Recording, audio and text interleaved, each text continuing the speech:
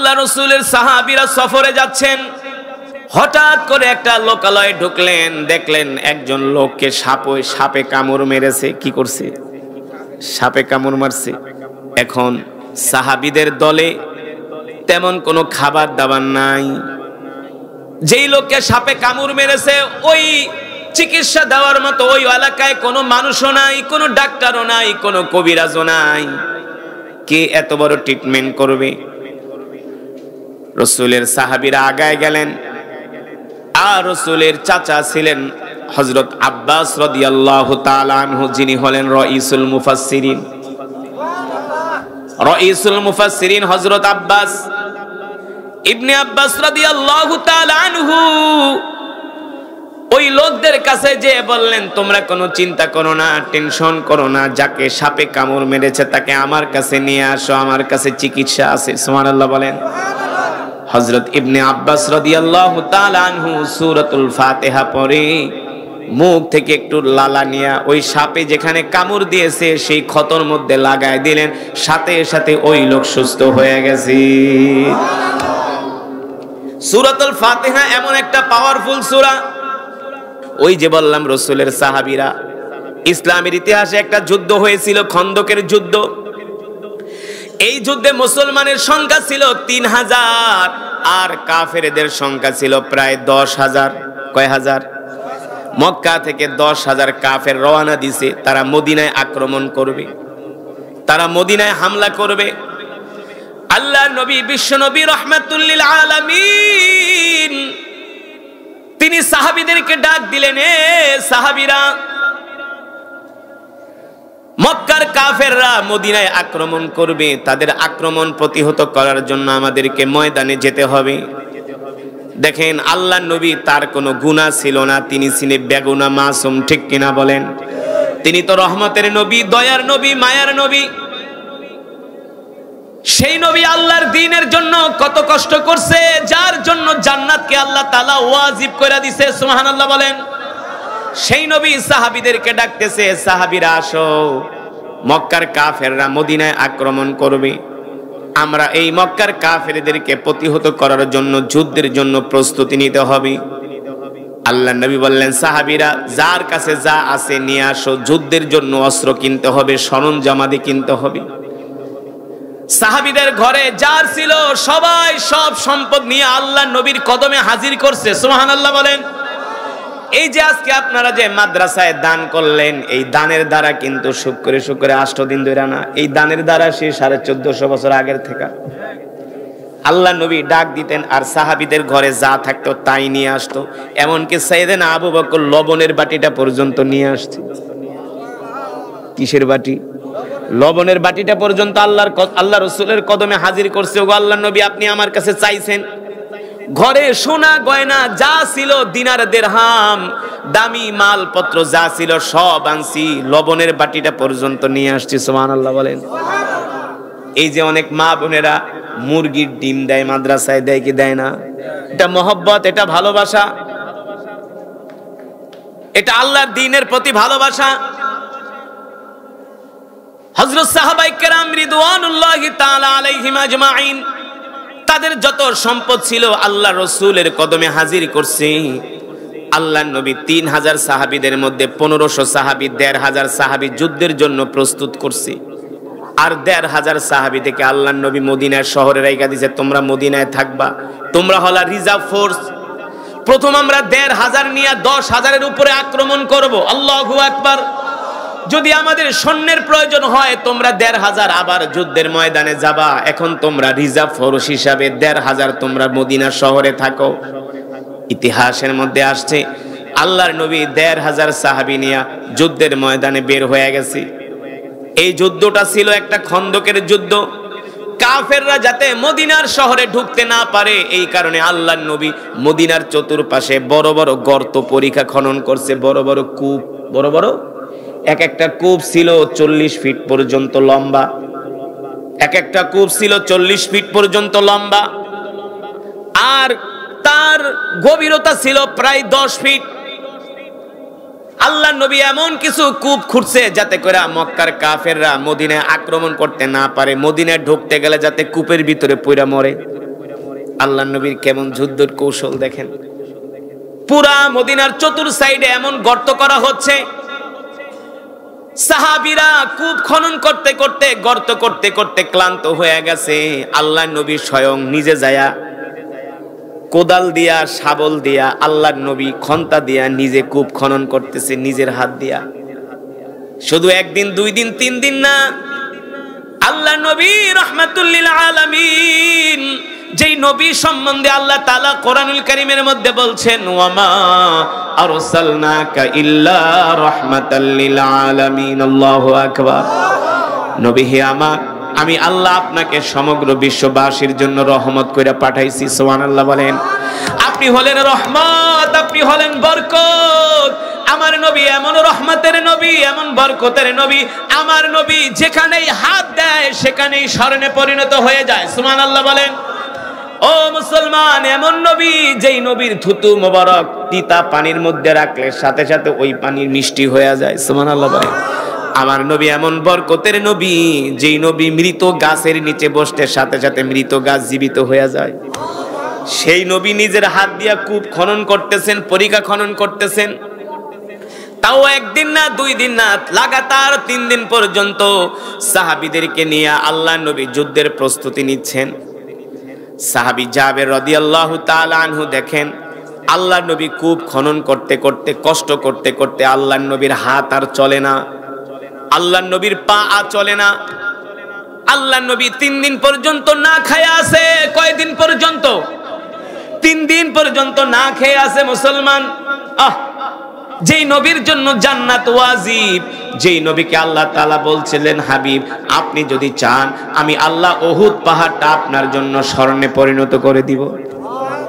আল্লাহ নিজে প্রস্তাব দিছে, হাবিব আপনি যদি চান আপনার জন্য আমি আল্লাহ উহুদ পাহাড়টা স্বর্ণে পরিণত করে দিব।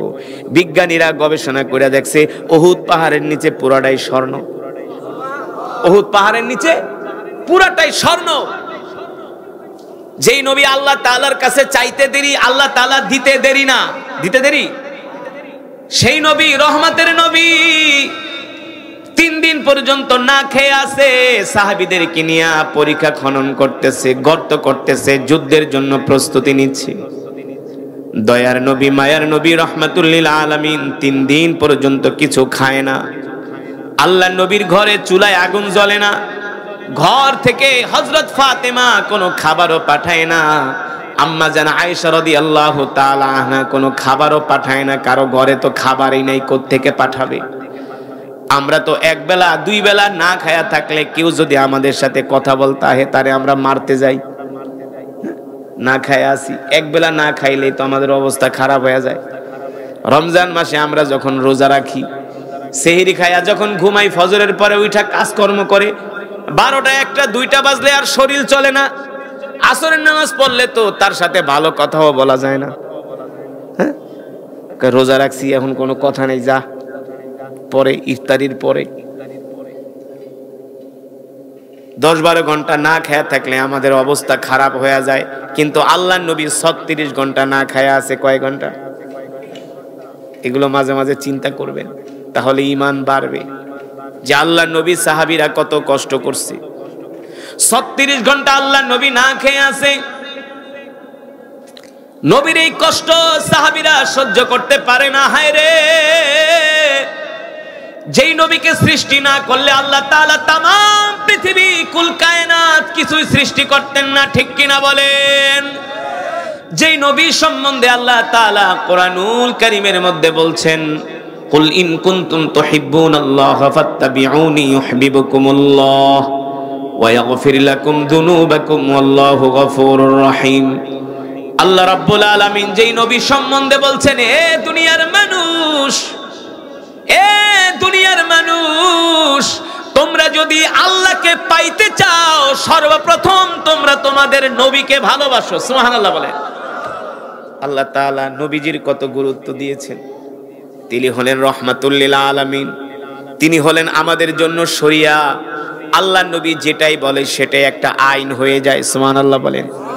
কেউ যদি আল্লাহ নবীর কথাকে অবজ্ঞা করে, অমান্য করে, কেউ যদি আল্লাহর নবীর কথাকে অবজ্ঞা করে, অমান্য করে, আল্লাহর নবীর কোনো কথা যদি কেউ না মানে, তাহলে তার ঈমান থাকে না। ঠিক কিনা বলেন? সে কাফের হয়ে যায়, কাফের। কত বড় দামি নবী, রহমাতুল লিল আলামিন। সেই নবী দ্বীনের জন্য, ইসলামের জন্য না খায়া আছে, 3 দিন পর্যন্ত কিছু খায় না। সাহাবী জাবের রাদিয়াল্লাহু তাআলা আনহু দেখেন আল্লাহর নবী ক্ষুধার যন্ত্রণায় শরীর থরথর করে কাঁপতেছে। সাহাবী দৌড়ায় বাড়িতে গেছে, বাড়িতে যায় তার স্ত্রীকে বলে, ইয়া জাওজি ইফতাহিল বাব, ও স্ত্রী ঘরের দরজা খোলো, ঘরের দরজা খোলো। জাবের রাদিয়াল্লাহু তাআলা আনহুর স্ত্রী ঘরের দরজা খুলে দিলেন। জাবের রাদিয়াল্লাহু তাআলা আনহু ঘরে ঢুকে বলেন, স্ত্রী ঘরে কোনো খাবার দাবার আছে কিনা? স্ত্রী বলে, কেন? বলে, ও শোনো, আমাদের কলিজার টুকরা নবী 3 দিন পর্যন্ত কিছু খায় না। আমাদের কলিজার টুকরা নবী 3 দিন পর্যন্ত কিছু খায় না। নবীজি 3 দিন পর্যন্ত না খায়া যুদ্ধের ময়দানে নিজের হাত দিয়া পরিখা খনন করতেছে, কূপ খনন করতেছে, যুদ্ধের জন্য প্রস্তুতি নিচ্ছে। জাবের রাদিয়াল্লাহু তাআলা আনহুর স্ত্রী বলে, প্রাণের স্বামী গো, আল্লাহ নবীকে তো মেহমানদারি করানোর মতো আমাদের ঘরে এখন কোনো খাবার নাই। তবে শোনেন স্বামী, আমাদের ছোট একটা বকরির বাচ্চা আছে, যদি আপনি অনুমতি দেন তাহলে বকরিটা জবাই করি, আর ঘরের মধ্যে 1 কেজির মতো আটা আছে, যদি বলেন তাহলে ওই আটা দিয়া কিছু রুটি বানাই। একটা বকরির বাচ্চা সাহাবীরা অনেক আশা নিয়ে কিনছে, খুব শখ নিয়ে একটা বকরির বাচ্চা কিনছে, এটাকে পালন লালন করার জন্য, এটাকে লালন পালন করার জন্য কিনছে, শখের জিনিস। আপনারা যেমন কষ্ট কইরা আল্লাহর রাস্তায় টাকা দিলেন, পয়সা দিলেন, পেঁয়াজ দিলেন, সাহাবীরাও খুব মহব্বত কইরা, খুব শখ করে একটা বকরির বাচ্চা কিনছে। আছে না অনেক গরিব মানুষ একটা বকরি পালে না? ওই বকরি নিয়ে তার কত স্বপ্ন, কোরবানির সময় বেচবে, কিছু মোটা টাকা পাবে, সেটা দিয়ে আবার কিছু কিনবে না? গরিব মানুষের স্বপ্ন। সাহাবী জাবের রাদিয়াল্লাহু তাআলা আনহু ছিলেন নেহায়াত গরিব। তার ঘর বলতে কিছু ছিল না, বাড়ি বলতে কিছু ছিল না। সিরাতের কিতাবের মধ্যে আসছে, সাহাবী জাবের রাদিয়াল্লাহু তাআলা আনহু একটা খেজুর গাছের ডালপালা দিয়া কোন রকম একটা ছোট কুঠিরি বানায় সেখানে তিনি ওই ঘরের মধ্যে থাকতেন। এত গরিব মানুষ ছিলেন, এক বেলা খেত আর এক বেলা না খেয়ে থাকতো। কোনোদিন খাইতো, কোনোদিন স্বামী স্ত্রী সন্তানরা না খেয়ে কাটাইতো। এত গরিব মানুষ। জাবের রাদিয়াল্লাহু তাআলা আনহুর স্ত্রী বললেন, ওগো প্রাণের স্বামী, আল্লাহর নবী রাহমাতুল লিল আলামিন যেহেতু না খায়া আছে, তাহলে একটা কাজ করি, আমাদের শখের বকরির বাচ্চাটা জবাই করে দিই। আপনি আল্লাহর নবীকে আমাদের বাড়িতে দাওয়াত দেন। কেমন মহব্বত ছিল সাহাবীদের আল্লাহর নবীর প্রতি। আমরা হইলে বলতাম দরকার নাই, কারণ আমরা তো নবীকে মুখে মুখে ভালোবাসি, নবীর মহব্বত অন্তরে নাই, নবীর সুন্নত আমাদের মাঝে নাই। কথা কন, কয়জন মানুষ আমরা নবীর সুন্নতকে ফলো করি? কয়জন মানুষ আমরা ঘরের ভিতরে নবীর সুন্নত মানি? কয়জন মানুষ আমরা দস্তরখান বিছায়া ভাত খাই? কয়জন মানুষ আমরা মেসওয়াক করি? কয়জন মানুষ আমরা ঢিলা কলুপ ব্যবহার করি? কয়জন মানুষ আমরা কয়জন মানুষকে সালাম দেই? কয়জন মানুষ আমরা মানুষের সাথে ভালো আচরণ করি? আমাদের মুখের ভাষা তো এমন ভাষা, যে মুখের ভাষা পিস্তলের গুলির চাইতে আরো ভয়ঙ্কর। মুখ খারাপ হইলে আমরা জাতে অজাতে মানুষকে গালাগালি করি। কিন্তু আল্লাহর নবী এমন নবী, তিনি 63 বছর জিন্দেগিতে কোনোদিন এই জবান দিয়ে কোনো মানুষকে একটা কষ্ট দেয় নাই, কোনো তার জবান দিয়ে একটা কটু কথা বের হয় নাই। সুবহানাল্লাহ বলেন। সেই নবী রহমাতুল লিল আলামিন। সাহাবী জাবের রাদিয়াল্লাহু তাআলা আনহুর স্ত্রী বলে, প্রাণের স্বামী গো, যদি অনুমতি দেন তাহলে আমরা আমাদের বকরির বাচ্চাটা জবাই করি, আর ঘরে কিছু আটা আছে আগামীকালকে খাবার জন্য, ওই আটা দিয়ে কয়েকটা রুটি বানাই, আল্লাহ নবীকে আগামীকাল দুপুরে আমাদের বাড়িতে দাওয়াত দেন, আমরা তাকে মেহমানদারি করি। সুবহানাল্লাহ। তবে জাবের রাদিয়াল্লাহু তাআলা আনহুর স্ত্রী বলে, শোনেন স্বামী, আল্লাহ নবীকে যে দাওয়াত দিবেন, আল্লাহ নবী সহ মাত্র 10 জন আসতে বলবেন, এর বেশি না। কারণ একটা ছোট বকরির বাচ্চা আর কয়জনই খেতে পারে? 1 কেজি আটার রুটি দিয়ে আর কয়জন মানুষই খাইতে পারে? সর্বোচ্চ 10 জন। 1 কেজি আটার রুটি 10 জন মানুষেরও হয়? 10 জন মানুষেরও হয় না। জাবের রাদিয়াল্লাহু তাআলা আনহুর স্ত্রী ছিলেন বুদ্ধিমতী মহিলা, বলে আল্লাহর নবী সহ 10 জন দাওয়াত দিয়েন। তিলকা আশারাতুন কামিলা, 10 1 থেকে 10 পর্যন্ত, এটা অনেক বড় একটা বরকতের গণনা। বলে 10 জন দাওয়াত দিয়েন। জাবের রাদিয়াল্লাহু তাআলা আনহু বলে ঠিক আছে ঠিক আছে, যাও 10 জনই দাওয়াত দিমু। যখন স্ত্রী বকরির বাচ্চা জবাই করবে আল্লাহর নবীর জন্য, এই কথা শুনে জাবের রাদিয়াল্লাহু তাআলা আনহু খুশি হয়ে গেছে যে আল্লাহর নবী আমার বাড়িতে মেহমানদারি হবে, এর চাইতে আর খুশির খবর হতে পারে না। পারে? আল্লাহর নবীকে মেহমানদারি করাবে। সাহাবী এক দৌড় মারছে, এক দৌড় দিয়া আল্লাহর নবীর কাছে চলে গেলেন আর বললেন, ওগো আল্লাহর নবী, আগামীকাল দুপুরবেলা আমার বাড়িতে আপনার দাওয়াত। সুবহানাল্লাহ বলেন।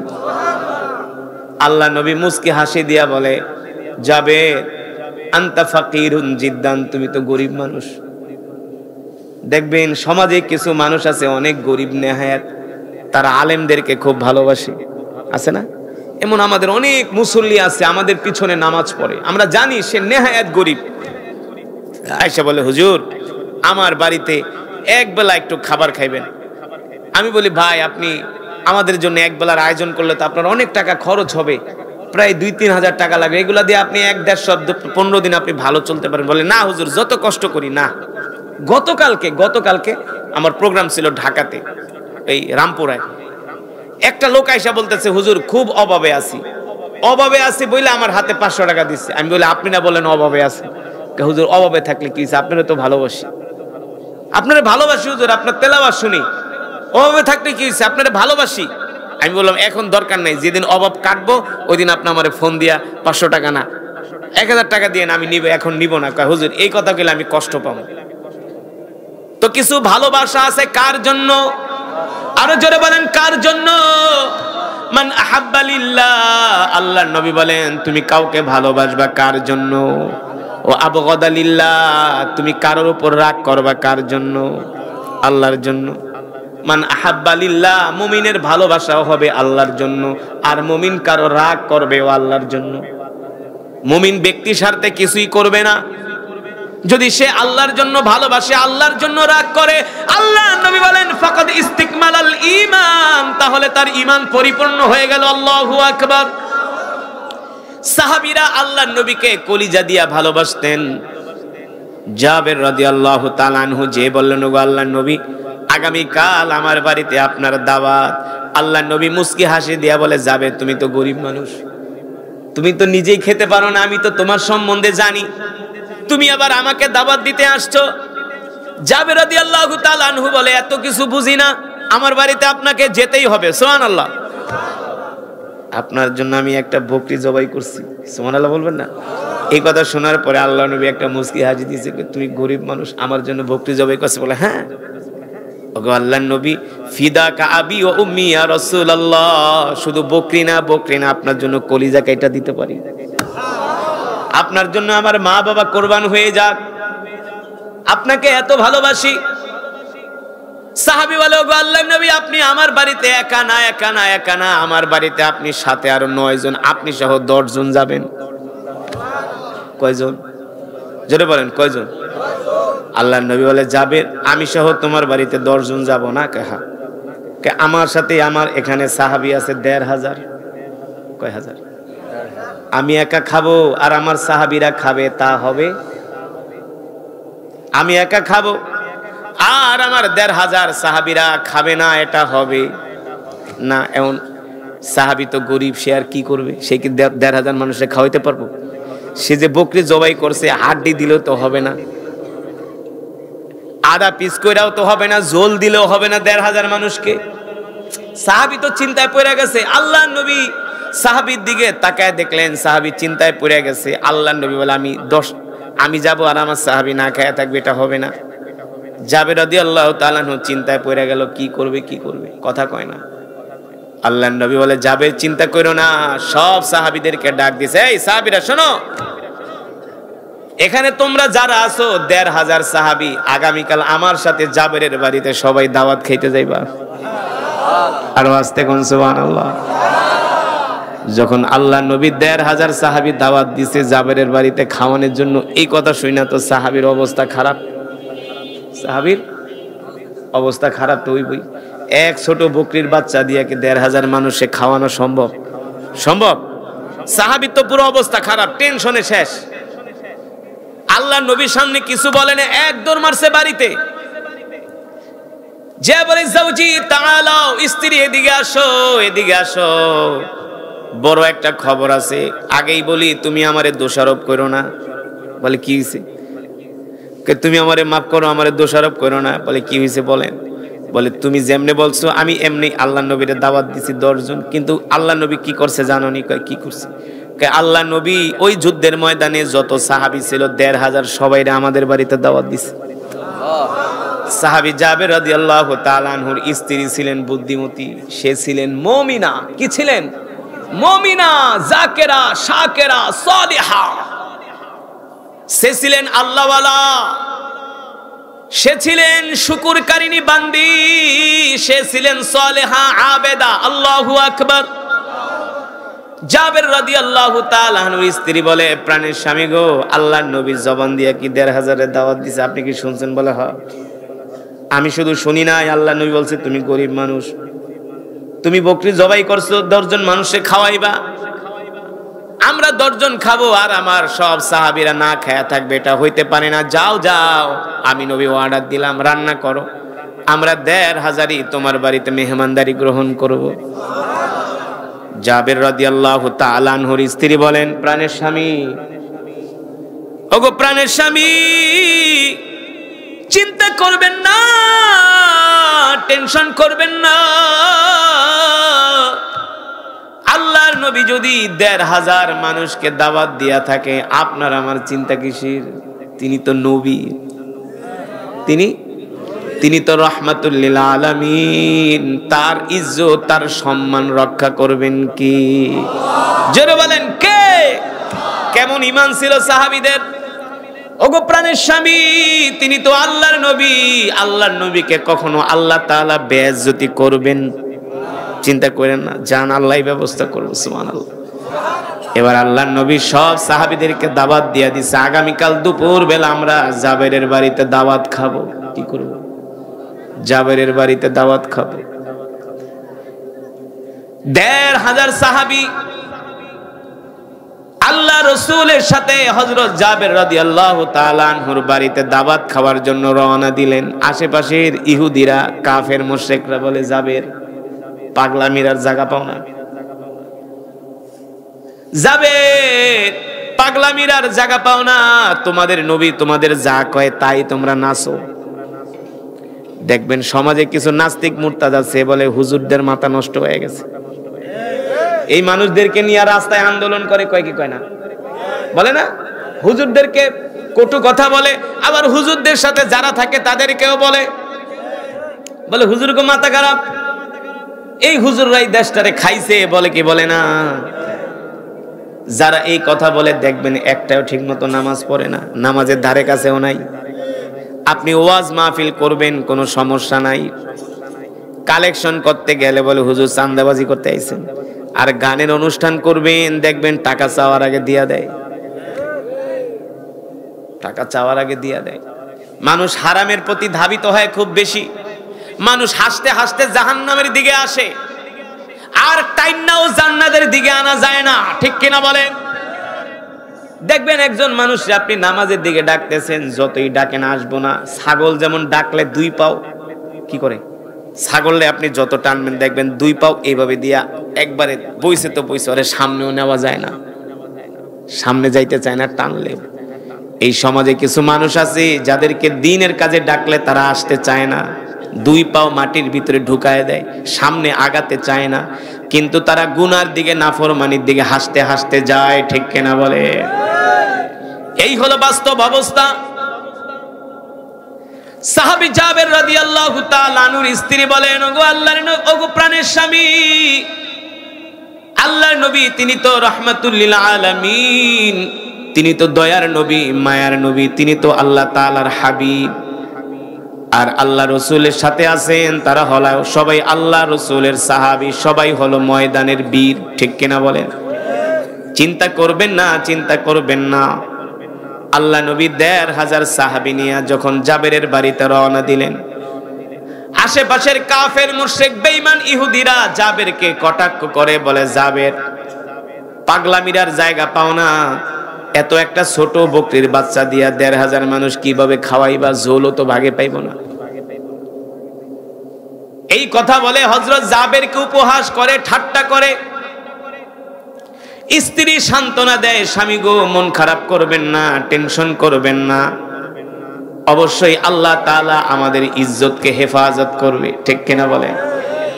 আল্লাহর নবী ১৫০০ সাহাবী নিয়া জাবের রাদিয়াল্লাহু তাআলা আনহুর বাড়িতে উপস্থিত হয়ে গেলেন।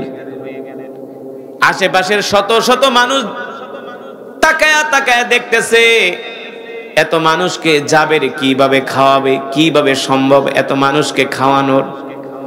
জাবের রাদিয়াল্লাহু তাআলা আনহু চিন্তায় পড়ে গেলেন, পেরেশান হয়ে গেলেন। আল্লাহর নবী ডাক দিছে, জাবের এদিকে আসো, চিন্তা করো না, টেনশন করো না, যাও যাও যাও, যেই পাত্রের ভিতরে গোশত রান্না করা হয়েছে ওই গোশতের পাত্রটা আমার কাছে নিয়ে আসো। সুবহানাল্লাহ বলেন।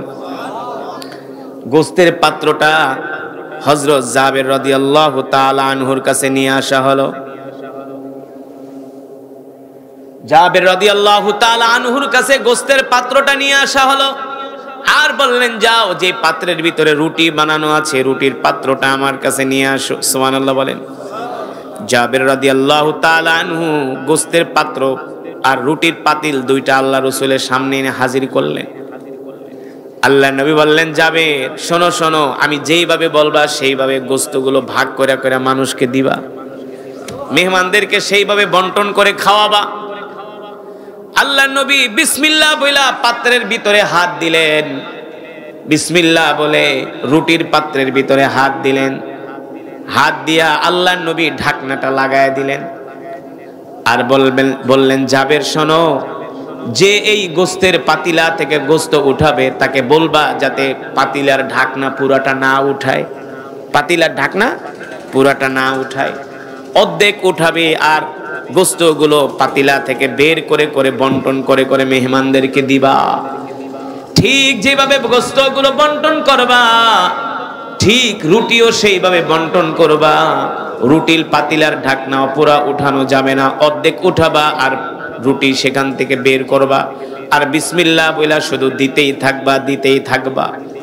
আল্লাহর নবী যেমন ভাবে নির্দেশ দিলেন, জাবের রাদিয়াল্লাহু তাআলা আনহু তার স্ত্রী ওইভাবে করে বন্টন করতে শুরু করলেন। যোহরের নামাজের পরে খাবার শুরু হয়ে গেল আসর পর্যন্ত, মিনাজ যোহর ইলাল আসর, যোহর থেকে আসর পর্যন্ত ধুমধাম খাবার দাবার চললো। সুবহানাল্লাহ বলে। সবাই খাচ্ছে খাচ্ছে, একেবারে খেতে খেতে সবার পেট ভরে গেছে, পরিতৃপ্ত হলো, তৃপ্ত হলো। আল্লাহ নবী ডাক দিয়েছেন, জাবের এদিকে আসো, কি ব্যাপার, মেহমান কি কেউ বাকি আছে নাকি? জাবের রাদিয়াল্লাহু তাআলা আনহু বলেন, ওগো আল্লাহর নবী, মেহমান বাকি শুধু আপনি, আর আমরা স্বামী স্ত্রী, আর কেউ বাকি নাই। মেহমান বাকি শুধু আপনি, আপনিই খান নাই।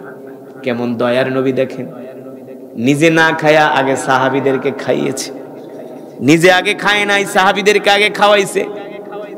আরে যেই নবী খায় নাই, আরে রিজিকের মালিক আল্লাহ কি রিজিক শেষ করে দিবে? এটা হতে পারে নাকি? আল্লাহ কি তার নবীকে কি না খাওয়ায় রাখবে নাকি? নবী নিজেই তো খায় নাই, আর সবাই খেয়েছে। আল্লাহর নবী বলে, জাবের যাও আমার জন্য খাবার নিয়ে আসো। জাবের রাদিয়াল্লাহু তাআলা আনহু আল্লাহর নবীর জন্য গোশত আনলেন, রুটি আনলেন, আল্লাহর নবী নিজে খাইলেন। এবার বললেন, জাবের যাও যাও তুমিও খাও, তোমার স্ত্রীকেও খেতে বলো। জাবের রাদিয়াল্লাহু তাআলা আনহু নিজেও খেলেন, তার স্ত্রীকেও খাওয়ালেন। এবার খাওয়ানোর পরে আল্লাহ নবী বললেন, জাবের যাও যাও গোশতের পাতিলার ঢাকনা উঠাও, রুটির পাতিলার ঢাকনা উঠাও, দেখো তো কি অবস্থা পাতিলার। জাবের রাদিয়াল্লাহু তাআলা আনহু বিসমিল্লাহ বলে পাতিলার ঢাকনা উঠালেন। তাকায় দেখে যেমন গোশত পাতিলার মধ্যে তেমন আছে, এক ফোঁটাও কমে না, এক টুকরাও কমে না। আল্লাহু আকবার। যেমন রুটি তেমন আছে, এক টুকরাও কমে না। আল্লাহু আকবার। এই দৃশ্য দেখা জাবের রাদিয়াল্লাহু তাআলা আনহু কান্না করতে করতে আল্লাহর নবীর সামনে গেলেন। আল্লাহর নবী তো বুঝছে, এ জাবের কাঁদো কেন? লিমা তাবকি, ইয়া জাবের কাঁদো কেন?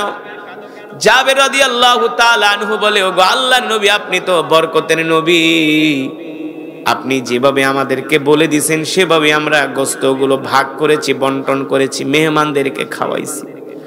আল্লাহি রব্বাল কাবা, রবের কাবার কসম খায়া বলি, যেমন গোশত তেমন আছে, যেমন রুটি তেমন আছে, এক ফোঁটাও কমে নাই, এক ফোঁটাও কমে নাই।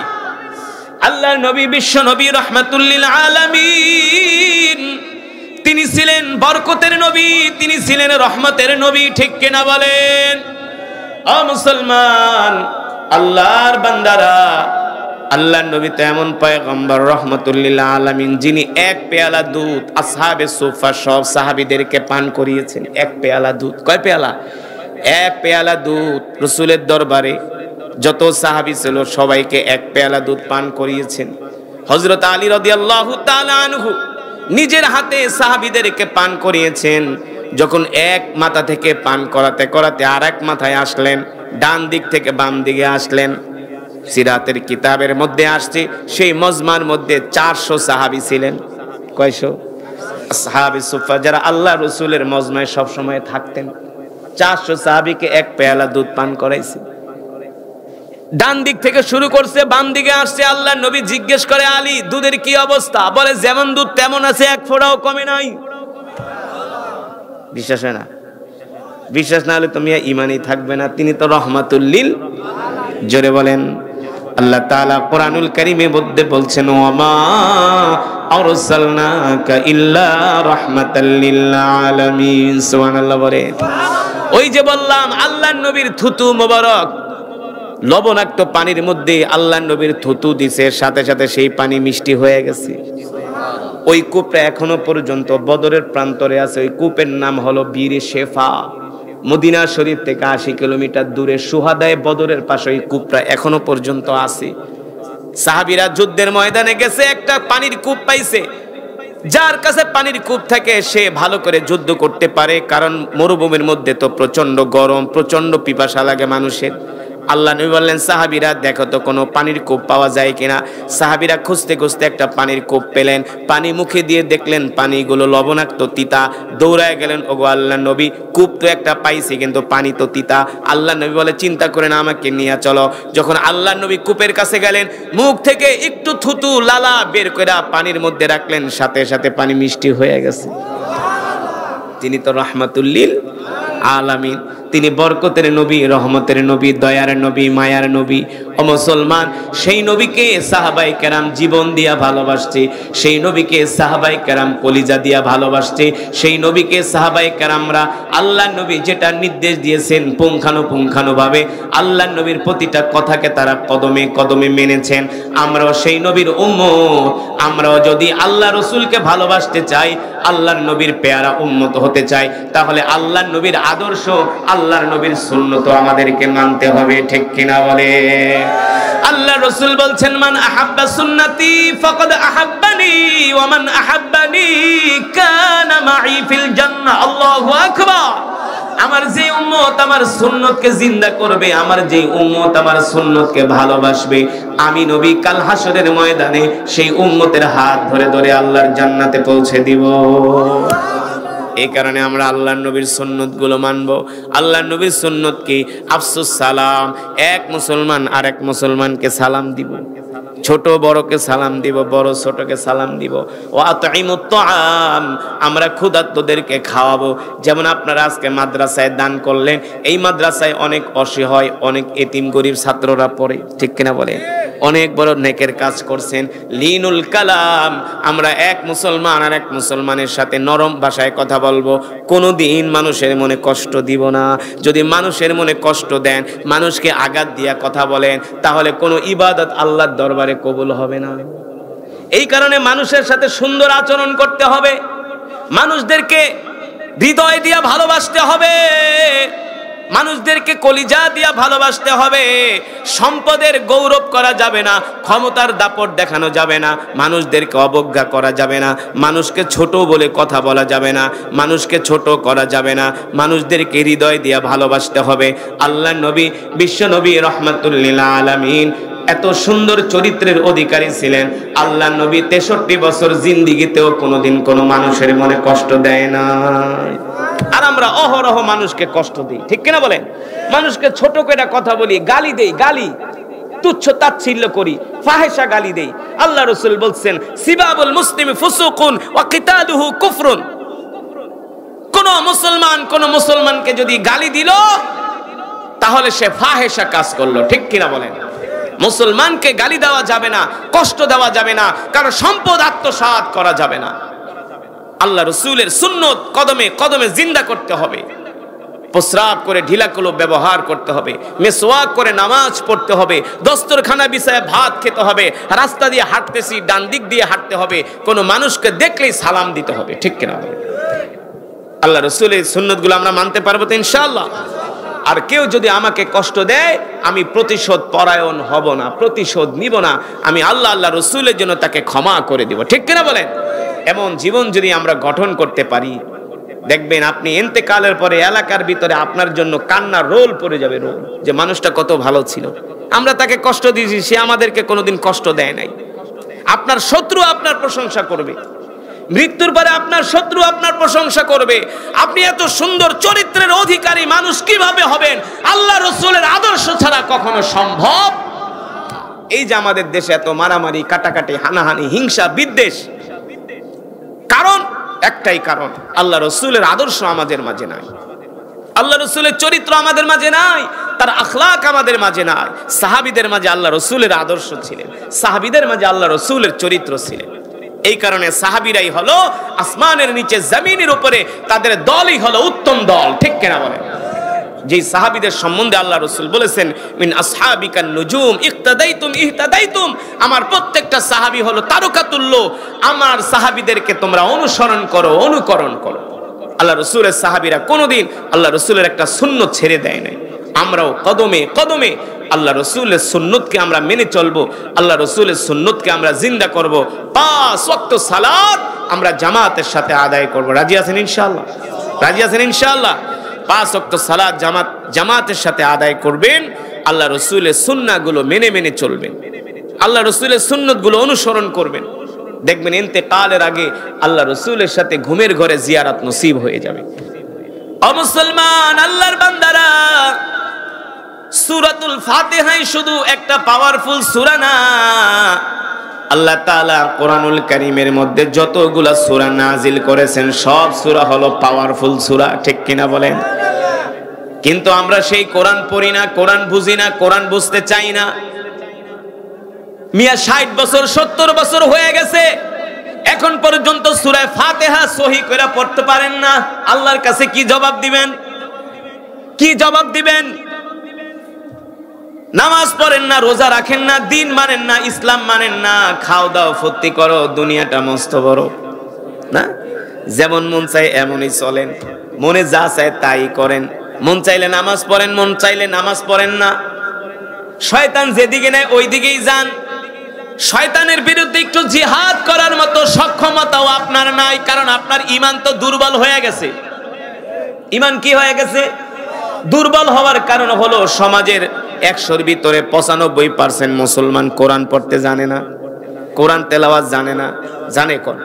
জানেন? কোরআন তেলাওয়াত জানে না, অথচ তলাবুল ইলমি ফারিদাতুন আলা কুল্লি মুসলিম, কোরআন শিক্ষা করা প্রত্যেকটা মুসলমানের উপর ফরজ, ঠিক কিনা বলেন? সাহাবাদের ঈমান কেন এত মজবুত ছিল? কারণ কি? প্রত্যেকটা সাহাবী আল্লাহর কোরআন পড়তে পারতো, তারা কোরআনকে ভালোবাসতো, কোরআনকে মহব্বত করত, ঠিক কিনা বলেন? এই যে আমি আপনাদের সামনে কোরআন পড়লাম, আল্লাহ কোরআনুল কারীমে কি বলছেন? ওয়া ইযা তুলিয়াত আলাইহিম আয়াতুহু যাদাতুহুম ঈমানা, কোরআন শুনলে ঈমান বাইরা যায়। কি বেড়ে যায়? কোরআন শুনলে ঈমানের পাওয়ার বাড়ে, ঈমানের পাওয়ার বাড়ে। কোরআন শুনলে অন্তরের ময়লা দূর হয়ে যায়। এই কাপড়টা যদি ময়লা হয় একে পরিষ্কার করার জন্য সাবান লাগে, সাবান পাউডার লাগে। সাবান পাউডার দিলে যেমন ময়লাযুক্ত কাপড় পরিষ্কার হয়ে যায়, একজন গুনাহগার ব্যক্তি যদি আল্লাহর কোরআনের তেলাওয়াত করে, আল্লাহ তাআলার কোরআনের তেলাওয়াত শুনে, আল্লাহ তাআলা তার অন্তরের ময়লাগুলো দূর করে দেয়। ঠিক কিনা বলেন?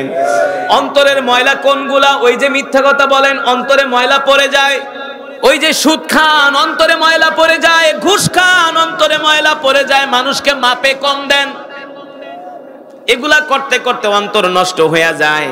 অন্তর নষ্ট হয়ে গেলে ওই অন্তরে আর নামাজ ভালো লাগে না, আল্লাহর জিকির ভালো লাগে না, কোরআনের কথা ভালো লাগে না, মরণের কথা ভালো লাগে না, শুধু বিড়ি টানতে মন চায়। দেখবেন এলাকায় কিছু মানুষ আছে দৈনিক 2 প্যাকেট 1 প্যাকেট করে বিড়ি খায়, আছে কি আছে না?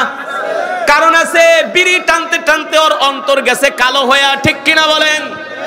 উচিত কথা বললে আবার ভাল লাগে না, উচিত কথা কইলে আর সইতে পারে না। বাথরুমে যায় ও বিড়ি টানে, এমন মুসলমান আছে কি আছে না? কত বড় নাখানদার কুলাঙ্গার, বাথরুমে যায় বিড়ি টানে। এ মুসলমান, আল হাক্কু মুররুন, হক কথা তিতা। সারা জীবন করছো 2 নাম্বারই, নামে মুসলমান, ঈমান নাই, ঈমানের পাওয়ার নাই। এই ঈমানের পাওয়ারকে যদি মজবুত করতে হয়, আল্লাহর কোরআনের মাজমা ছাড়া মুসলমানের বিকল্প কোনো পথ নাই। ঠিক কিনা বলেন? আমরা তো ভরা পেটে আইসা মসজিদে থাকতে চাই না, এক বল খাইয়া আসি, তারপরেও কিন্তু আমাদের কাছে ইবাদত ভালো লাগে না। কারণ কি? কারণ কি? ঈমানের পাওয়ার নাই। আর রাসূলের সাহাবীরা কেমন ছিলেন? আল্লাহ রাসূলের সাহাবীরা 3 দিন পর্যন্ত পেটে পাথর বেঁধেছিলেন। ইসলামের ইতিহাসে একটা যুদ্ধ হয়েছিল, সেই যুদ্ধের নাম হলো খন্দকের যুদ্ধ। কিসের যুদ্ধ?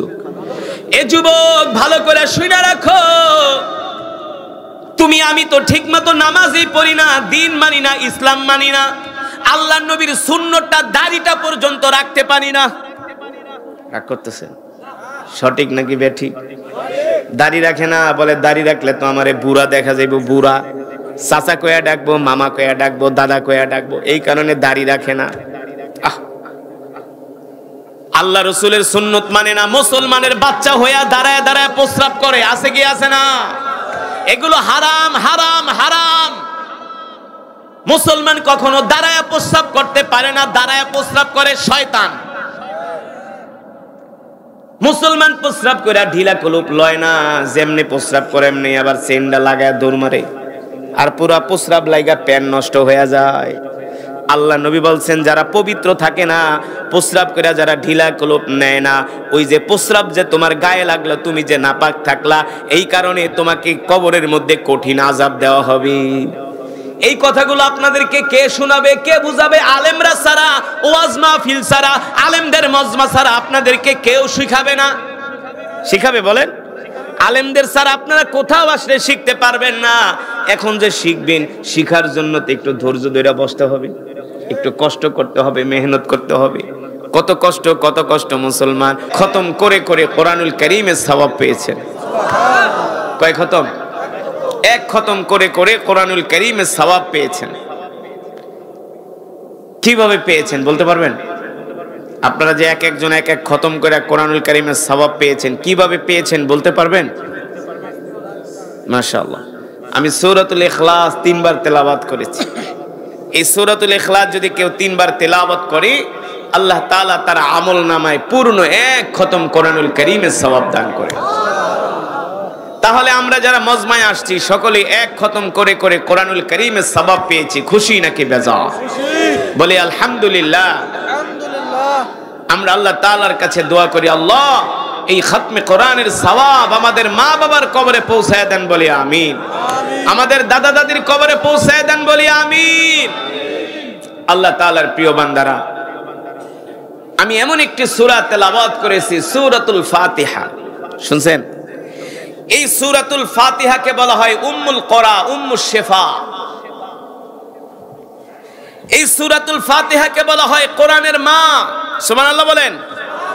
এই সূরা এত পাওয়ারফুল একটা সূরা, সূরাতুল ফাতিহা। এই সূরা একবার তেলাওয়াত করলে আল্লাহ তাআলা তার আমলনামায় 60টা নেকি দান করে। কয়টা?